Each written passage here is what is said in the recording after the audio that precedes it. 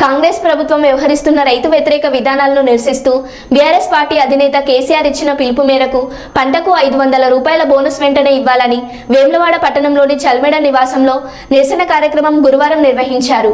ఈ సందర్భంగా ZP chairperson Nyalakonda అరుణ, senior నాయకులు ఏనుగు మనోహర్ రెడ్డి, రాఘవరెడ్డిలు మాట్లాడుతూ రైతన్న పండించిన పంటకు 500 బోనస్ అందించాలని డిమాండ్ చేశారు. మండల పార్టీ అధ్యక్షులు తదితరులు ఉన్నారు.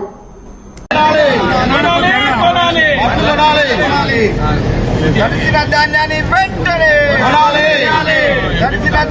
వెంటనే క్వింటాలకు 500 బోనస్లు వెంటనే క్వింటాలకు 500 బోనస్లు వెంటనే తెలంగాణ కేసీఆర్ గారి నాయకత్వం, ఎన్టీఆర్ గారి నాయకత్వం, చల్మెడ లక్ష్మణరావు గారి నాయకత్వం. జై తెలంగాణ, జై తెలంగాణ. క్వింటాలకు 500 బోనస్లు వెంటనే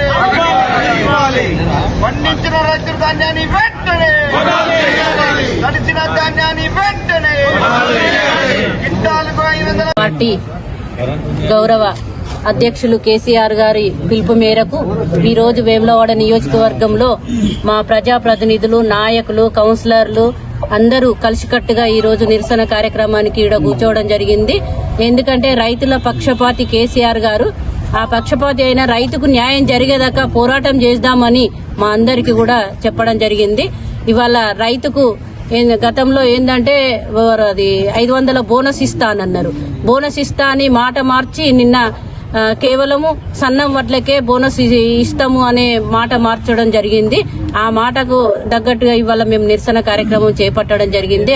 రైతుకు రుణమాఫీ అయ్యేదాకా, రైతును వెంటనే కళ్ళాల్లో ఉన్న వడ్లను వెంటనే కొనుగోలు చేసేదాకా, తడిసిన ధాన్యం కూడా చివరి గింజ వరకు కొనుగోలు చేయాలి.